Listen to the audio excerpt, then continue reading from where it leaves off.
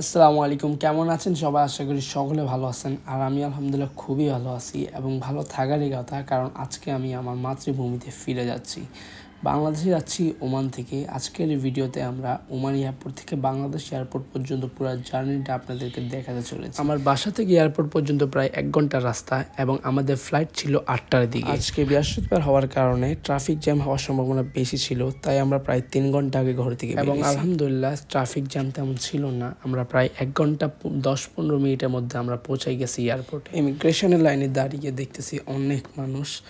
তারপর আলহামদুলিল্লাহ কোনো মতে ইমিগ্রেশনের কাজ শেষ করে আমরা বের হয়ে গেলাম। সকল চেকিংয়ের কাজ শেষ করে আমরা রওনা দিলাম শেষ গেটের দিকে।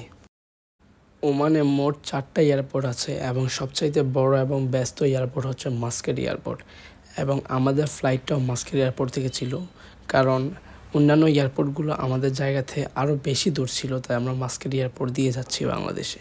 বাই দ্য ওয়ে, এয়ারপোর্ট থেকে কখনো জরুরি না হলে কখনো কোনো কিছু কিনবেন না, কারণ এখানের দাম ওমানের লোকাল মার্কেটের থেকে খুবই বেশি। ওমান লোকাল মার্কেটে 100 পয়সা একটা পানি, এখানে এয়ারপোর্টে 700 পয়সা, মানে আকাশ পাতাল ডিফারেন্স হয়।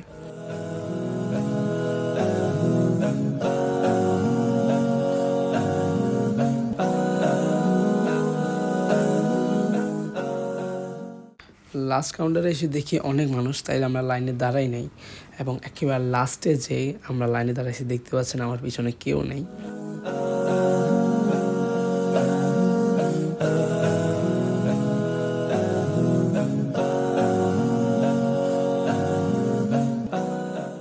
এখন আমি প্লেনে উঠছি এই টানেলের মতো রাস্তা দিয়ে, যেটাকে মূলত বলা হয় জেট ব্রিজ। এইটা প্লেনের সাথে সরাসরি সংযুক্ত থাকে, যাত্রী ওঠানোর জন্য ব্যবহার করা হয়।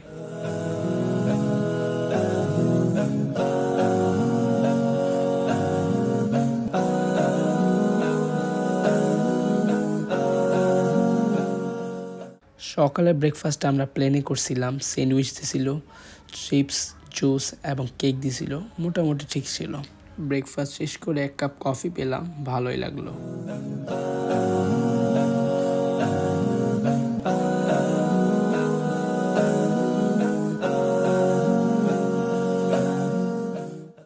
তারপর ছোট করে একটা ঘুম দিলাম। ঘুম থেকে উঠে দেখি আলহামদুলিল্লাহ বাংলাদেশে পৌঁছায় গেছি, একটু পরে ল্যান্ড করবে এবং টাইমিংটা খুবই ভালো ছিল, ঠিক টাইমে আমাদের প্লেনটা ল্যান্ড করছিল।